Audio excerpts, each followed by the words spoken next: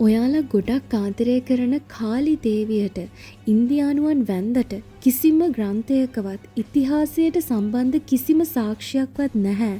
ඇයගේ ස්පර්ශය මොහොතකටවත් ඉන්දියාවේ භූමියේ සිද්ධ වුණා කියලා.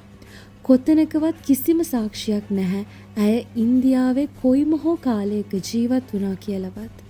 නමුත් ඇය මේ ලංකා භූමිය ස්පර්ශ කළා කියන එක ඉන්දියාවේ කාලි දේවියට සම්බන්ධ ග්‍රන්ථවල සඳහන් වෙනවා. ඇය ඇයගේ ලෝකයේ සිට ලංකා රාජ්‍යයට නිතරම පැමිණුණා කියන කතා වස්තුවක් විදියටම සඳහන් වෙලා තියෙනවා.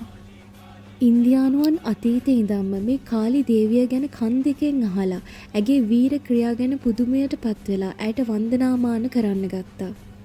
ඉතින් ඇය ඒ වීර ක්‍රියා කළේ කොහෙද? ලංකා රාජ්‍යයේ. ඒක එහෙම නැහැයි කියලා කවුරුම හරි මට කියනවා නම් ඔබේ අදහස් දක්වන්න. මම ඒ කාලි දේවියගේ ලංකාවේ ජීවත් වුණු කතාව ඔයාලට අලුතෙන්ම වීඩියෝ එකකින් පෙන්වන්නම්.